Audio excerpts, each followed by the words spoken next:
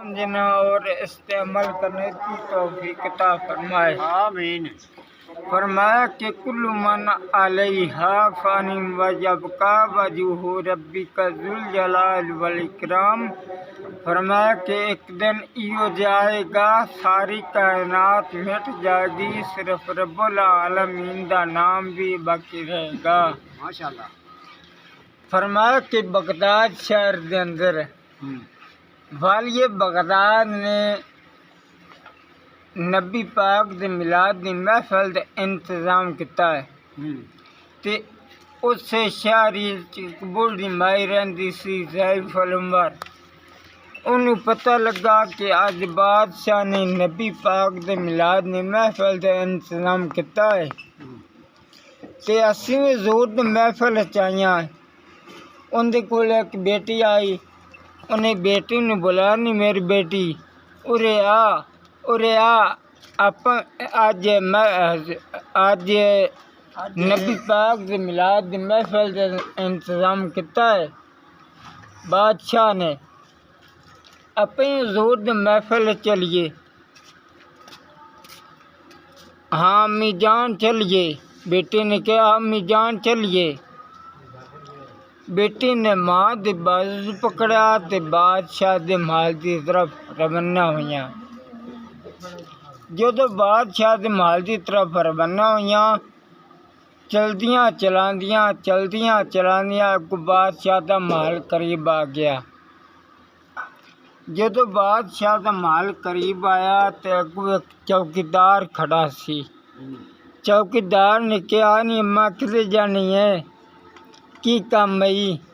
आखे वे बच्चा सुना है कि आज बादशाह ने नबी पाक दे मिलाद दी महफिल का इंतज़ाम किया है ते अपने हज़ूर दी महफिल च आइयां।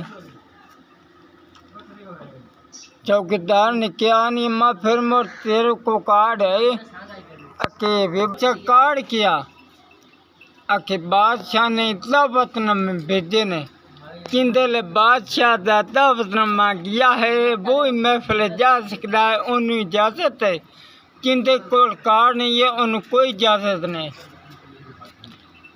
माँ ने कहा भी बच्चा मुड़ साढ़े कोल तो कार्ड कोई नहीं। अखी मुड़ तुहाडे कोल कार्ड नहीं तो मुड़ तुसी अगे नहीं जा सकते हो, अगे नहीं जा सकते हो।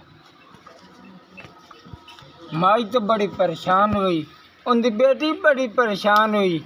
माँ ने कहा नहीं मेरी बेटी परेशान ना हो, परेशान ना हो।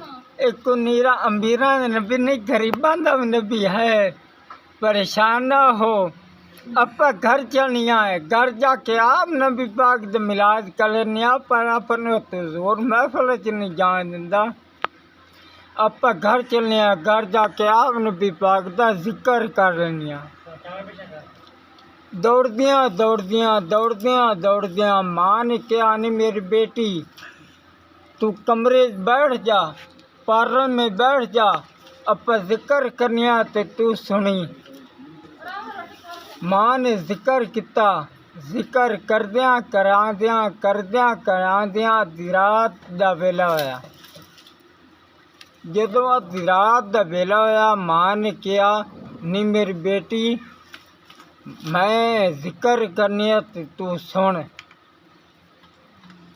और जिक्र करदियाँ करांदियाँ अद्धी रात का टाइम होया ते माँ ने कहा नहीं मेरी बेटी परेशान ना हो, मैं जिक्र करनी तो तू सुनी। जिक्र करदियाँ करांदियाँ अद्धी रात का टाइम होया।